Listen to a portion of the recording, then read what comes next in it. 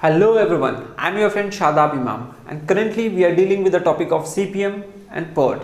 If you don't wish to mug up the formulas to calculate the float values in a network diagram, then this video is exactly for you. In this particular video, we will see a unique way to find out the float values in a network diagram. So please watch this video till the end, and if you are new to the channel, please subscribe the channel and don't forget to hit the bell icon. So let us quickly see. So this is the problem we have solved in the previous lecture, and first we have drawn the network diagram with the help of this precedence, and then we have find out the earliest and latest values at each node of this network diagram, and then finally we have found out the critical path for this particular network. So why we are discussing this right now? Because we need to understand the difference between critical and non-critical activity. So basically what critical activity is, the critical path consists of various activities, and these activities are termed as critical activities.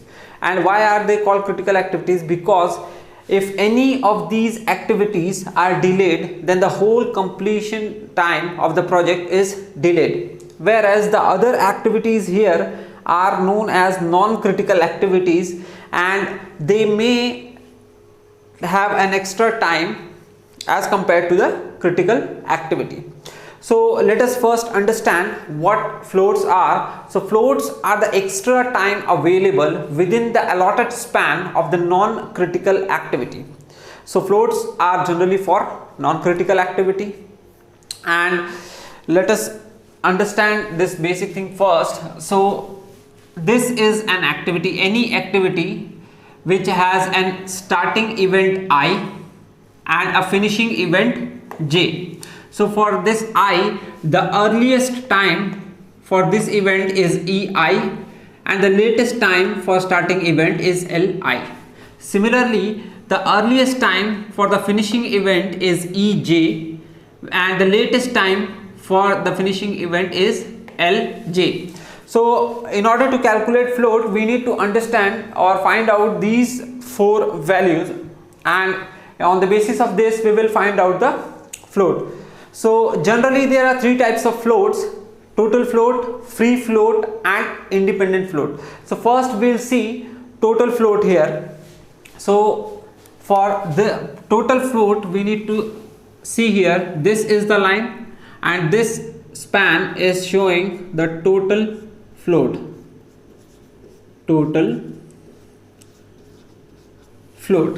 And we will see that total float. So let us first see what total float is.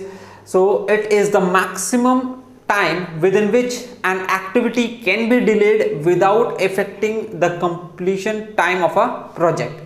That means the maximum time by which an activity can be delayed. So we can see here this span is up to the maximum time. So we can understand that the float value for this particular float, that is total float, will be, this is LJ and this is EI. So basically what we need to do is LJ minus EI.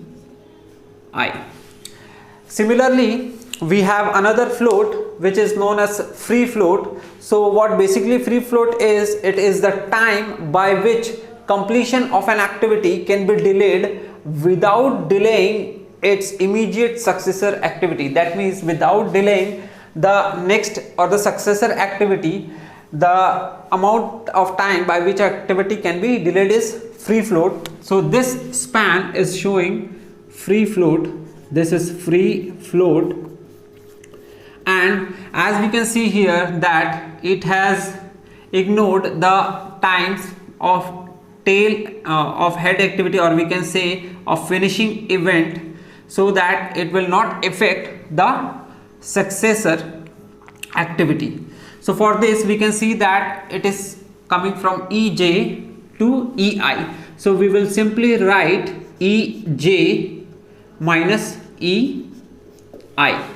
Now the third type of float is known as independent float, and the independent float is a portion of the free float within which an activity can be delayed for the start without affecting the floats of preceding activities. So we can see that this is the span for independent float. This is the span for independent float, and this span is from EJ to LI. So this is EJ minus LI. Now apart from these, what we need to do is this Dij represents the time given for an activity. So this is the activity time, which is also given for each activity in our problem. So Dij is the time that consumes by this particular activity. So we will subtract Dij from each of these three. So this is Lj minus Ei minus Dij. Similarly, Ej minus Ei minus Dij. Similarly here Lj minus Li minus Dij. So now if we remember this, we do not need to mug up the formulas to calculate the float values, and it is very easy to find out the values of earliest and latest time. One, we have drawn this network diagram and calculated the critical path. So let us see how we will calculate the three float values for this particular problem. So we have to calculate total float, free float and independent float, and in order to get that we need to have starting time and finishing time, that is EI/LI, earliest and latest starting time, EJ/LJ, earliest and latest finishing time. So we can see that we have already calculated this using the forward and the backward pass. So we will write these values exactly here. So let us see here. For activity A, the starting event is 1, that means this is I, and the finishing event is 2, that means this is J. So EI will be E1, LI will be L1. Similarly, E2 is EJ and L2 is LJ. So this will be 0, 0, and this finishing event is 8 and 8. Similarly, for activity B, the starting event is 1 and the finishing event is 4.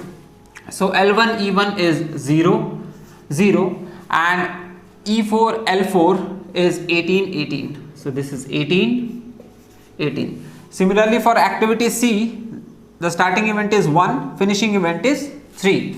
So E1 L1, and here E3 is 8, L3 is 17. Now for activity D, this is activity D, E2 L2 is the starting event, so this will be 8 and 8. Similarly, finishing event is 4, so E4 L4 is 18, 18. This is 18, this is 18. For activity E, starting event is 2, finishing event is 6. So E2 is 8, L2 is 8, and E6 is 44, L6 is also 44. Now F, activity F, it is E4 L4, that is 18, 18, and E5 L5, that is 35 and 35. Activity G, E3 L3, that is 8 and 17, 8 and 17. E5 L5 is 35 and 35. Activity H, E3 L3 is 8 and 17, 8 and 17, and E6 L6 is 44 and 44, 44 and 44. For activity I, E5 L5 is 35, 35, 35, 35, and EJ LJ E6 L6 is 44 and 44, 44 and 44. So we have calculated the earliest and the latest times for each activity here, and now what we'll do is we'll first calculate the total float using this formula. So for activity A, For activity A, I is 1 and J is 2. That means for activity A, it is L2 minus E1 minus of Dij. So this is L2 minus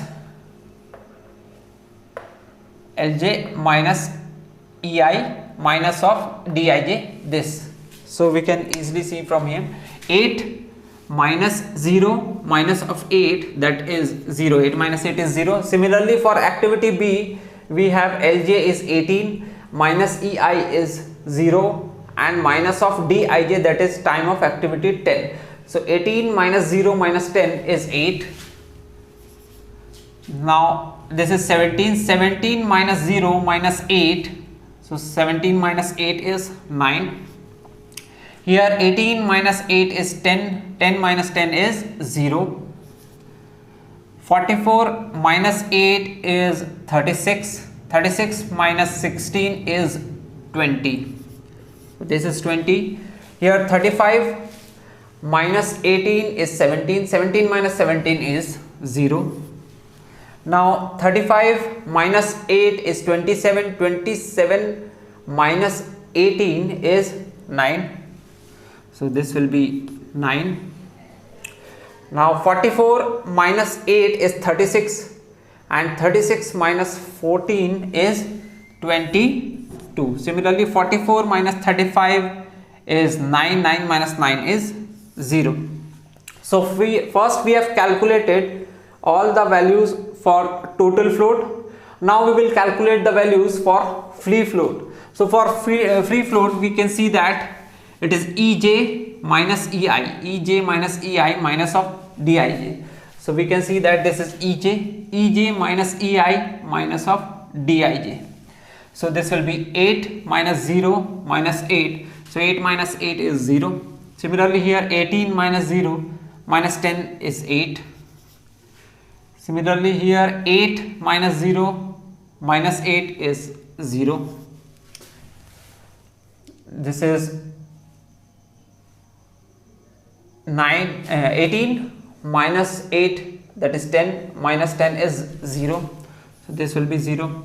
Here it is 44 Ej, 44 minus 8 is 36, 36 minus 16 is 20.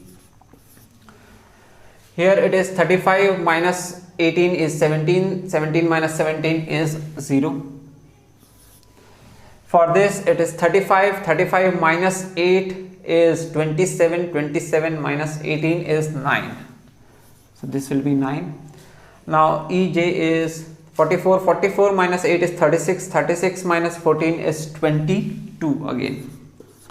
This will be 22. Similarly here 44, 44 minus 35 is 9, 9 minus 9 is 0.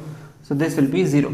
So now we have calculated free float also. Now we are going to calculate the independent float. So for independent float, this is the span, that is Ej minus Li. So Ej minus Li minus Dij. This is Ej, this is Li, and this is Dij. So for activity A, 8 minus 0, 8 minus 8 is 0. This is 18 minus 0 minus 10, this is 8. Here it is 8 minus 0 minus 8 is 0. Here it is 18 minus 8 is 10, 10 minus 10 is 0. Here it is 44, 44 minus 8 is 36, 36 minus 16 is 20. So this will be 20. Now this is 35, 35 minus 18 is 17, 17 minus 17 is 0. Now 35, this is 35, 35 minus 17 is 18 and 18 minus 18 is 0. So this will be 0. Now this is 44, 44 minus 17 is 27, 44 minus 17, 37, 27. This is 27, 27 minus 14 is 13. So this will be 13. And this is 44 minus 35 is 9, 9 minus 9 is 0. So here we have calculated all the values for values of total float, free float and independent float for all the activities. Now it is very interesting to see here that in this particular network our critical path consists of activity A, D, F and I. And once we notice that for activity A all the float values are 0, for activity A all the float values are 0, for activity D all the float values are 0, for activity F all the float values are 0, and for activity I all the float values are 0.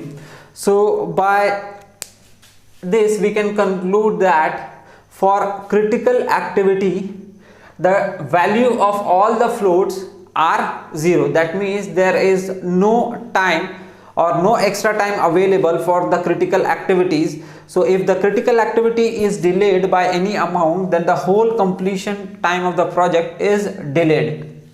And one more thing we can see here, that for the non-critical activities, the total float will have a certain value here. So 8, 9, 20, 9 and 22.